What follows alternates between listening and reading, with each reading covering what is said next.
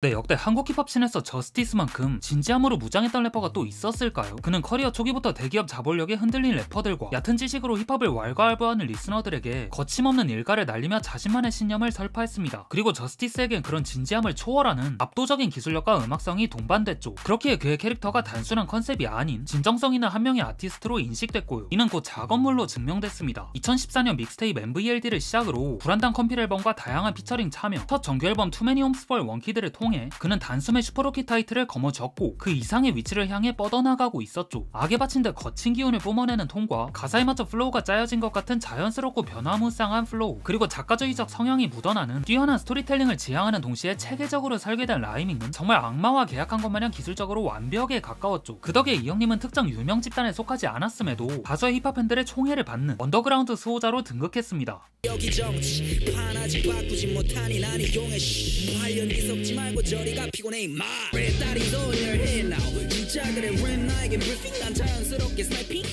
하지만 앨범은 똘베티보다 못 팔렸습니다. 그러나 마이크 스웨거2에 출연하면서 상황은 완전히 달라졌죠. 그저 넋놓고 감상할 수밖에 없는 저스티스의 현올림에 팬들은 열광했고 이로 인해 앨범이 곧장 솔드아웃되는 기적이 일어났어요. 이를 기점으로 이 형님의 영향력은 더 이상 언더그라운드에 국한되지 않았고 힙합씬 전체에 미치기 시작했죠. 이 과정에서 그는 인디고 뮤직에 합류하며 안정적인 음악적 백그라운드를 마련하면서도 여전히 자신의 색깔은 유지하며 절대로 타협하지 않은 행보를 이어갔습니다. 자신의 이미지가 소모되는 예능 출연이나 당시 본인 감성과 동떨어져 있는 비교적 대중친화적인 음원 콜라보에 참여하지 않은 것도 오래도록 견지한 신념이 무너지는 걸 원치 않았기 때문일 겁니다. 그런 점에서 인디고 뮤직이 가장 잘 나가던 18시즌에 나온 무려 22트랙이나 박힌 포더유스는 더욱 특별했죠. 20대 신예 래퍼와 30대 중견 래퍼가 어딘가 일그러진 한국 사회와 힙합씬을 향해 거침없이 쏟아내는 발언들, 그리고 일상 속에서 느낀 감정들을 묻어나게 털어놓는 개인적 감상을 담은 메시진 주류 힙합의 문법에서 한 발짝 물러나 있어 보다 깊은 여운을 남겼죠. 또한 저스티스는 낙폭이 큰 톤 운용과 공격적이고 타격감 넘치는 랩을, 팔로알턴 묵직한 톤과 안정적인 플로우 운용을 선보이며 서로의 장점은 살리고 단점은 상쇄하는 최고의 시너지를 자랑했습니다. 마치 오랜 기간 호흡을 맞춰온 듀오 같은 느낌으로다가요. 청춘을 팔아도는 사고 그 돈으로 감정을 팔아 엄마 손에 이끌려 학원에 가는 아이들은 보고 있어 반대쪽 손에 든 폰 속의 아이돌을 근자본 앞에 우린 작아서 때론 절망했고 화가 났어 생존을 위해 계속 찾았어 벗어나려 했지 작은 상자서 Takes not allowed in this zone 돈은 좋지만 안 만나 결국 돈이 안 됨 떠날론 뭘 하는지도 모르면서 진짜인 척해 부풀리기 바쁘셔 행사비 피처링 페이. 그리고 정확히 이 포더유스를 전후로 저스티스는 컨트롤 대전 이래 최고의 디스전을 펼치며 힙합씬에서 가장 큰 논란과 화제의 중심에 섰습니다. 특히 This is Justice는 무려 9분에 달하는 분량 속에서 그 길이에 부합하는 최고의 라인들을 쉴 틈 없이 폭격하며 역대 최고의 디스곡 중 하나로 꼽혔고요. 그러나 리스너들과 동료들이 보내온 피드백은 저스티스가 예상하던 것과 전혀 달랐답니다. 신에 대한 애정이 드러나는 메타포와 레퍼런스를 가사에 몇 번이고 때려 박았음에도 대다수의 리스너들은 이런 것보다 디스전의 승패에만 집중했어요. 또 해당 곡을 듣고 연락해온 많은 래퍼들조차도 자신의 뜻에 음악으로 동참하거나 호응하지 않는 것에 깊은 회의감을 느꼈습니다. 자신이 던진 메시지가 공허하게 흩어지는 현실에 말이죠. 아마 이때부터였던 것 같아요. 저스티스가 많은 걸 내려놓기로 맘먹은 때가요. 그는 돌연 래퍼로서 은퇴를 암시하고 씬에 대한 냉소적인 시선을 보내는 가사들을 18, 19 시즌에 무수히 쏟아내며 그로기 상태에 다다랐음을 알렸습니다. 내 국도 대가 세리셀러가 다 떠나고 나서야 수비하려고 하니까 여기 내 앨범을 듣는단 게 뭔지 몰라 리스펙 있을 리가 형들 하는 꼴봐 망해도 난 만들어 퀄리티 음악 그러려고 돈 번 거지 새끼들 봐 월 억지 걷는데 그냥 돈 번 거지 영향력 없지 그냥 인기만 많아 레이턴처럼 더 쉽네 도마 윈 인지도 높은데 앨범 나오면 아무도 듣지 않고 래퍼도 연예인도 아니고 그냥 군대 가야 되는 개새끼들.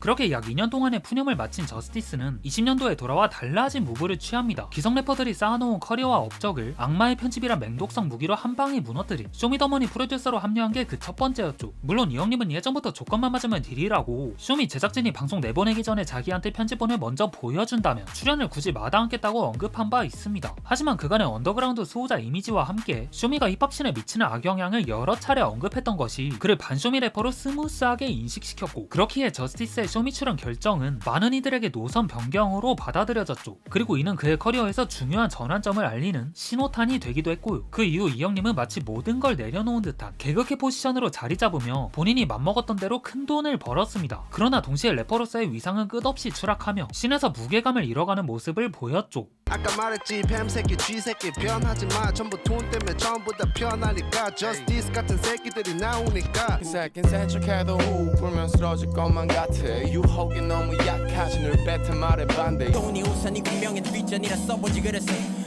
전부 챙기던 입술 닦고 이제 이미지 바꿨던 저스티스는 그 과정에서 새로운 EP를 발표하며 일종의 자기양변과 합리화 사이에 메시를 남겼어요. 하지만 급진적인 변화에 대한 설득력 부족과 앞선 두 장의 앨범보다 떨어진 음악적 성취로 인해 사람들의 마음은 쉽게 돌아서지 않았죠. 특히 저스티스가 현재의 성공을 자랑하는 가사들은 정말 씁쓸한 웃음을 자아냈고요. 일리네어가 한국 힙합의 자수성가의 터전을 마련하고 그 위에 창모 같은 아랫세대 래퍼들이 뿌리를 내렸을 때 리스너들이 통렬함을 느꼈던 이유는 그들이 일관된 태도와 음악으로 성공을 이뤄냈기 때문이죠. 반면 저스티스의 성공은 그 같은 과정이 일정 부분 생략됐기에 부와 명예를 자랑하는 가사들이 휘발적일 수밖에 없었어요. 그의 방에 어떤 보석이 몇 개가 있든 1년에 비행기를 몇 번 타고 그 좌석이 어떻든 간에 리스너들이 감정적으로 공감할 수 있는 여지가 불충분했다 보니까요.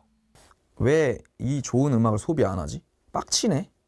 이런 입장이었어요. 예전 과거에는. 그리고 그게 어떻게 보면 마치 제 생각에는 무슨 욕쟁이 할머니 국밥집처럼 먹혔던 것 같아요. 지금 드는 생각은 아니 어떻게 그렇게 무례했을까 이런 생각 많이 해요. 저 사람들의 라이프 스타일에 대한 공부나 이해도 없이 그냥 니네가 하는 건 잘못됐고 내가 하는 게 정답이야 해서 저 사람들 지갑에서 돈을 빼려고 했다니 와 이 얼마나 무례했고 건방졌는가에 대한 생각에서 그들이 즐기는 문화는 뭔지 그런 관점에서 요즘은 공부하려고 되게 해요.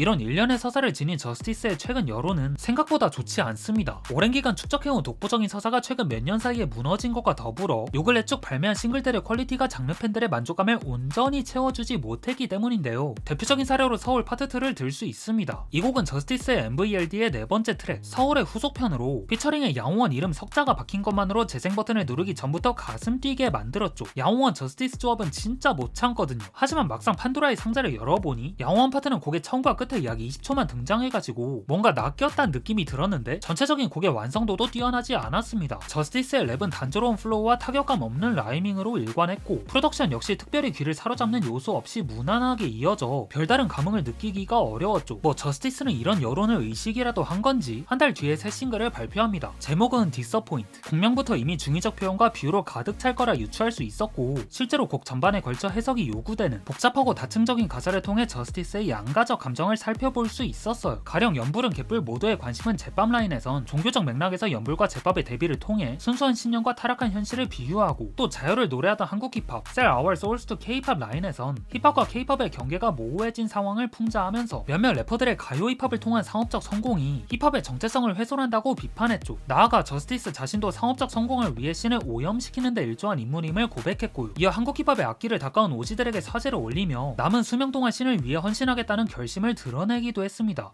어버이들이 쇼 용서하소서 제가 웃을 수 있는 건 그대들 피와 눈물 덕분인걸 이제 서연아 깨달았으니 남은 생 예술가로서 내 역할 다 암튼 저스티스는 디서포인트를 반전의 기회로 삼아서 뒤틀린 민심을 어느 정도 회복할 수 있었습니다. 근데 그 뒤에 발표한 고트와 비비드는 기대와 달리 뜨뜻미지근했어요. 고트는 옛다맨키로 뽕기 넘치는 비트 위에 저스티스가 자신의 커리어를 과시하면서 동시에 본인에게 돌아오는 헤이팅을 받아치는 곡인데요. 여기서 매콤한 가사말과 호전적인 랩이 만나며 자칫 무거워질 수 있는 분위기를 머시베놈을 비롯한 여러 사람들의 목소리로 유머러스하게 환기하며 곡의 분위기를 가볍게 풀어낸 시도가 돋보였죠. 하지만 그 외에 이렇다 할 만한 지점은 딱히 없었기에 큰 인상을 남기진 못했습니다. 그리고 후에 발표한 비비드는 저스티스 특유의 스토리텔링과 빽빽한 랩이 합을 이루며 그의 삶의 일부를 빠르게 훑어보는 것 같았어요. 거기에 아프로비치의 차용과 인순이의 기용을 통해 새로운 시도에 나선 점이 눈에 띄었고요. 다만 캔드릭 작법에 대한 과도한 레퍼런스와 갑작스레 거대 담론으로 전개되는 가사의 흐름은 다소 모호한 인상을 줬습니다. 그리고 바로 이 지점에서 최근 저스티스의 음악적 결함이 드러난다 생각해요. 과거 이 형님은 랩 안팎으로 탄탄한 캐릭터와 설득력을 갖춘 분노를 보여주며 왜 자신의 심리 상태가 어긋나 있는지, 왜 미디어에 비칠 때마다 화는 것처럼 보이는지를 명확히 전달했습니다. 덕분에 그의 분노는 자연스럽게 공감대를 형성할 수 있었죠. 하지만 지금의 저스티스는 사회적 문제와 헤이터 등을 향한 분노를 외치면서도 그 이유와 당위성이 불분명해 공허한 외침처럼 느껴져요. 본인이 추구하던 방식 그 외의 것으로 성공한 뒤 본인 외부에 있는 대상을 향한 분노는 감정적인 카타르시스를 주지 못하며 기술적으로 뛰어난 랩을 선보임에도 불구하고 메시 자체에 대한 설득력이 부족하다는 인상을 줬죠. 또 노바벤 논쟁은 이미 지긋지긋할 만큼 떡밥이 오래된 이슈 이슈지만 저스티스 본인이 이 논쟁에 대한 명확한 입장 없이 회피하려는 태도로 대응한 것이 힙합 팬들로부터 신뢰를 잃게 된 주요 원인이 됐습니다. 물론 저스티스 입장에선 이미 충분한 답을 했다고 느낄 수 있겠지만요. 결국 그의 커리어에 있어 결정적 전환점이 될 수 있고 또 그래야 하는 건 전설 속에 살아 숨쉬고 있는 앨범 리시 공개되는 순간일 거예요. 물론 리시 언제는 나온다고 했다가 또 미뤄졌다고 했다가 이걸 몇 번이나 반복한 탓에 팬들의 피로감은 높아지고 기대치는 많이 낮아진 상태입니다. 게다가 턱관절 디스크로 레코딩이 어렵다는 소식까지 더해지며 앨범이 실제로 나올 수 있을지조차 불투명해진 상황이죠.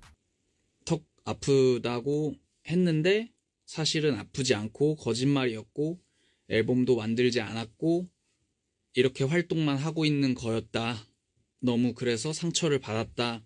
라는 것에 대해서는 맹세코 제가 절대 그런 걸로 거짓말할 사람은 아니라고 말씀을 드리고 싶고요. 네, 절대로 그런 것은 아니다. 그럼에도 불구하고 저스티스는 큰 볼륨 단위의 앨범에서 실망감을 안긴 적이 없는 래퍼입니다. 앨범 하나를 각 잡고 만들면 한국 힙합 역사에 기록될 만한 수작을 배출했던 그이기에 이번 앨범으로 자신의 커리어를 반등시킬 기회를 만들 수 있지 않을까 하는 기대를 해봅니다. 부디 그가 다시 한번 힙합씬을 뜨겁게 달구고 자신의 위치를 증명할 수 있기를 바라며 이번 영상 여기서 마치고 전 다음에 올게요.